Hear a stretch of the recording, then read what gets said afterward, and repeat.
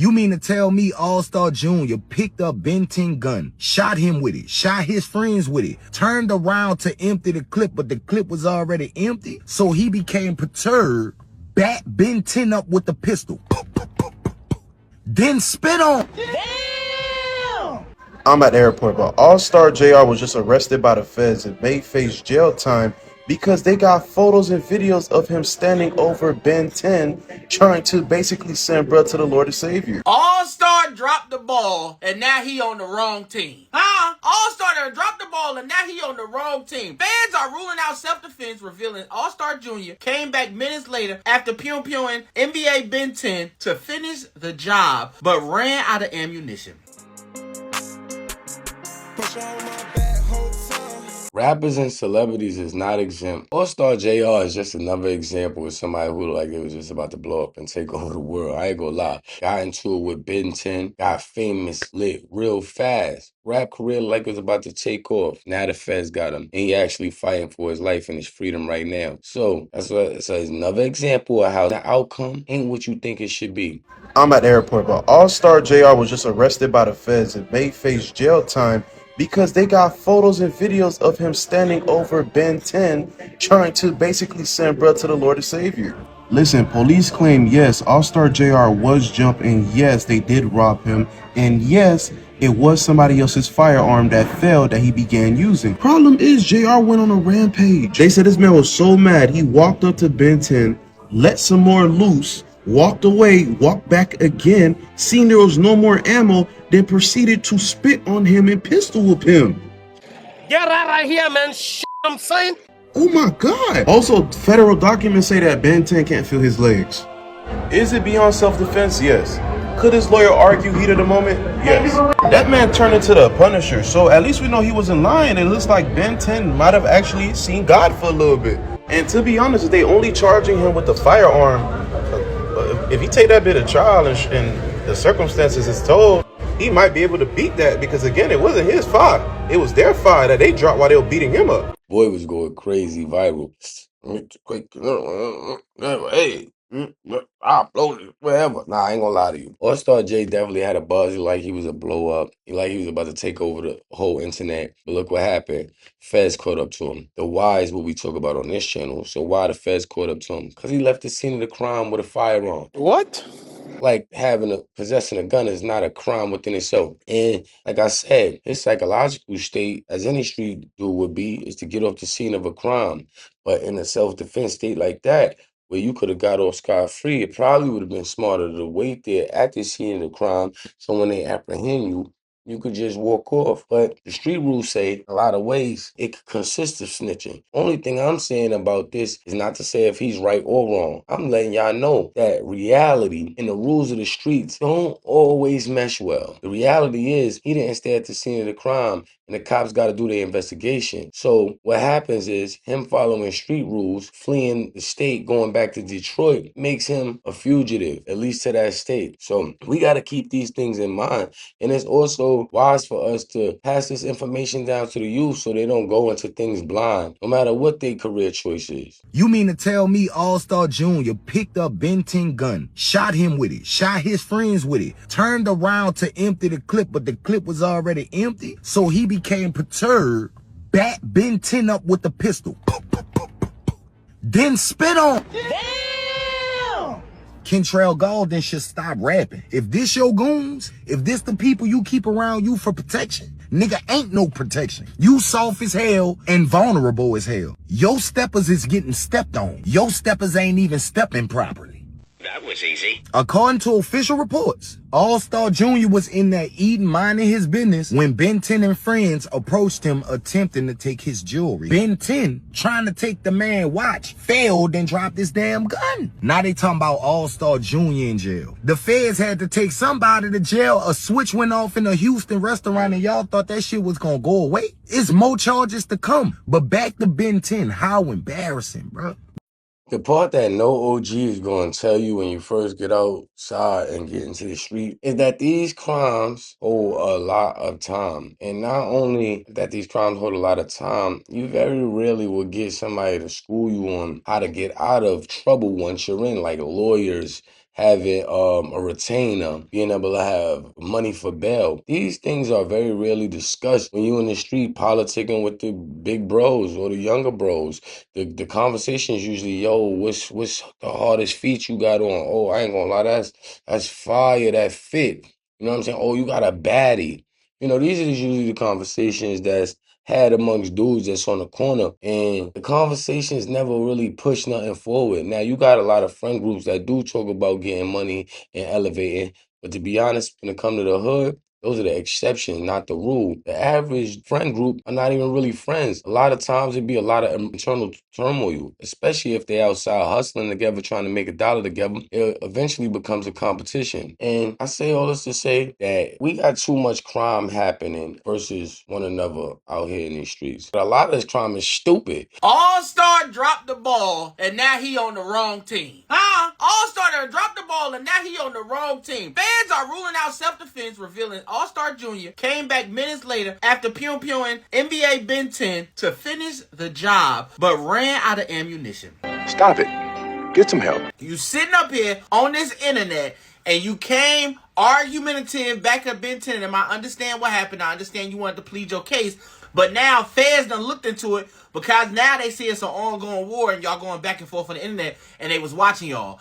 Something told them, listen, let's go look at that surveillance tape and really see if we could charge him. Now, did he come back minutes later? I mean, from what they saying, yeah. But at the same time, too, whenever you are in a firearm situation, listen to me and listen to me good. This is for everybody out there. For each time that trigger is pulled and each projectile that comes out of that firearm, you are responsible. Whether it's hollow tips, FMJs, if it goes through something, you are responsible. You are responsible for the target you hit and what's behind it. Okay? This is not a time to preach, but now All-Star is about to go through a federal case for protecting himself, because the feds put a microscope on this case because they still out here talking about it. Another thing that a lot of the OGs ain't gonna tell you is that everybody that you had on the outside, you ain't gonna have on the inside. You gonna be calling home, and certain days people ain't gonna be able to answer the phone for you. There's gonna be other times where you need money and people ain't gonna be able to deliver for you. A lot of times you're gonna be handicapped. You ain't able to do it for yourself. And you're gonna find yourself working 15 to 25 cents an hour just to eat in an environment that is nasty, that you're risking your life in. So now you're risking your life for 25 cents a day, an hour, basically. You could have been out here working for minimum wage and you would have been all right. You need so much until you don't need nothing, right? The truth is, there's always gonna be another young generation trying to come up, and they want their spot too. So it's important, if you are an older cat and you're an OG, sometimes you gotta slide your behind out the way. Just slide out the way. Don't get in the way of the next generation trying to get theirs when, quite frankly, you know, your time might have passed. And I'm strictly speaking from my personal experience, because sometimes things don't go right when the young and the old clash. Generations is missing. Separation is happening. And the reality is that always gonna be that young boy that want that spot. Another reality is it's always some older G that don't probably want to give up that spot. We don't do that here. But if we all was able to collectively know each other without so many different generations getting separated, from one generation going into jail and the other generation growing up without the other generation, we would definitely have a better situation and a stronger nucleus. They call us dumb monkeys. They think we can't learn. It's up to some of us to just really take a step back and analyze what's going on and actually have something to say about it that could actually push the culture forward. And I hope that I could be a part of that whole movement and play a role within that, because it's just gotta stop. Y'all let me know in the comments how y'all feel about the street rules and how they affect people's livelihood. What are the younger kids right now coming up really getting from the streets? At least back in the 80s, early 90s, and early 2000s, you actually could make some money. The reality is that the streets ain't for nobody, and the streets are not designed for you to win. The ones that win are the exception, not the rule. Yes, you're gonna have the NBA young boys who make it through all the drama, and you're gonna have the young thugs who make it through. But those figures are 2, 3 figures that made it through all of that and came out on top, compared to the millions and millions that will never be able to do that. So you guys gotta know your mathematics and really pay attention to the climate. Y'all let me know in the comments how y'all feel about this. This is the Streets versus Reality series. This is part 2. Don't forget to like, subscribe, leave a comment, and even hype the video. It's amazing how the things that we want can oftentimes trigger our decision making. Like if you want a nice car, it's gonna make you want to get up and go get some more money. You know what I'm saying? Or if you want to defend your family, it might make you go out and go get you a firearm. But the things we want often trigger our decision making. And a lot of times as men, we make a lot of emotional decisions that we like to, match under being tough guys. It is what it is. Anybody could find some evidence to prove me otherwise, please do in the comments. Let me know if we got something else going on, because I believe that as human beings, we are triggered by our desires, and our desires could consist of a lot of things. And I think time is always a pressure thing too, because people feel like they're in a rush. They don't have enough time to do this and enough time to do that. And I'm guilty of it too. But we have to take a step back and think, if you locked up and you got all the time in the world, what does time matter then? So why don't you just come out here and take your time, And I feel like in a lot of ways, things can be avoided, but as a man, a lot of times things won't be avoided regardless. Because if somebody challenges you as a man, and especially you come from one of those real rough, tough environments, it gets to a point where no matter what's going on and who you dealing with, it's gonna be a clash, because you have to kind of stick up for yourself as a man. It's just in our DNA. And then there's other times where we be ego tripping, where a man will let his ego take over everything he's built, everything he stands for, everything he's got, his girl, his kids, his family members.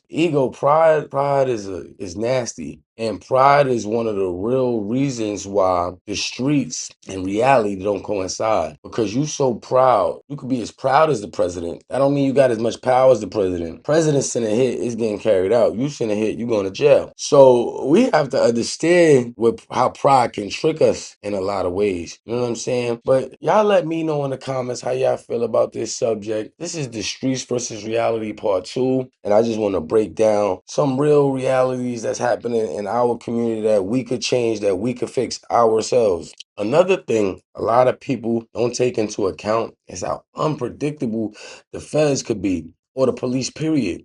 You'll go in there thinking you charge with one thing, and then you look at your charges, and you got 19 different charges that you had no clue you was even capable of. Facts! The reality is, the Allstar Jr. situation is 2 black men down. You got Allstar Jr. and the feds, and Ben 10 might not even be able to walk again. What win do we get out of that? It's no winning them. Yo, y'all let me know in the comments who y'all think won out of the Allstar Jr. and the Ben 10 situation. My conclusion is nobody won. That was just an L on both sides at the end of the day, and it's all a misunderstanding. These are the things you got to be careful for, man, because the reality is the rules and principles that you may live by may not coincide with the actual life that you have, the surroundings that you have, the people around you, the law enforcement around you. Stay tuned. We're going to have a lot more of these, the Streets or Reality part 2. Y'all already know the vibes.